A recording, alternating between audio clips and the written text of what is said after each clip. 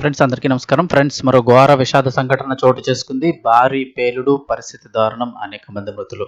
అసలు ఎక్కడ జరిగింది, ఏంటి, ఏం జరిగింది వివరాలు తెలుసుకుందాం. వీడియో పూర్తిగా చూడండి. అలాగే తప్పకుండా లైక్ చేయండి. మరిన్ని అప్డేట్స్ కోసం ఛానల్ని సబ్స్క్రైబ్ చేసుకోండి. లైక్ చేయడం వల్ల మరింత మందికి ఇన్ఫర్మేషన్ చేరుతుంది. వివరాల్లోకి వెళ్ళిపోదాము. బాణాసంచా ఫ్యాక్టరీలో భారీ పేలుడు, 8 మంది మృతి, పలువురికి తీవ్ర గాయాలు. గుజరాత్లోని అహ్మదాబాద్ గల ఓ బాణాసంచా ఫ్యాక్టరీలో శనివారం నాడు భారీ పేలుడు సంభవించింది. నిబంధనలకు విరుద్ధంగా అక్రమంగా నిర్వహిస్తున్న ఒక పటాకుల తయారీ కేంద్రంలో జరిగిన ఈ పేలుడు దాడికి 8 మంది కార్మికులు ప్రాణాలు కోల్పోగా మరో 9 మంది తీవ్రంగా గాయపడినట్లు సమాచారం.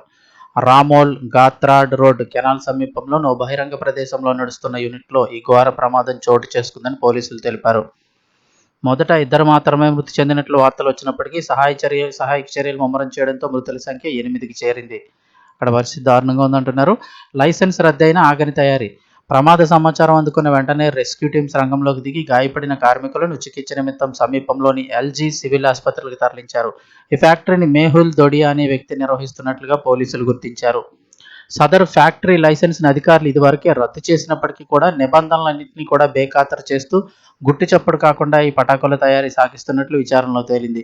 ప్రస్తుతం ఫైర్ ఇంజన్ల రంగంలోకి దిగి మంటలను పూర్తిగా అదుపులోకి తెచ్చాయని, పరిస్థితి ప్రస్తుతం అదుపులోనే ఉందని అధికారులు వెల్లడించారు. ఘటనా ప్రాంతంలో సహాయక చర్యలు కొనసాగుతూ ఉండగా మృతుల సంఖ్య పెరిగే అవకాశం ఉన్నట్లు చెబుతున్నారు. కాగా పోలీసులు ఈ ఘటనపై ఇప్పటికే కేసు నమోదు చేసి దర్యాప్తు చేపట్టారు. పేలుడుకు గల ఖచ్చితమైన కారణాలు తెలుసుకోవడానికి, భద్రతా ప్రమాణాల ఉల్లంఘనలు పరిశీలించడానికి ఫోరెన్సిక్స్ సైన్స్ ల్యాబొరేటరీ ఎఫ్ఎస్ఎల్ బృందాలతో పాటు ఇతర దర్యాప్తు సంస్థలను కూడా ఘటనా స్థలానికి రప్పించి విచారణ జరుపుతున్నారు.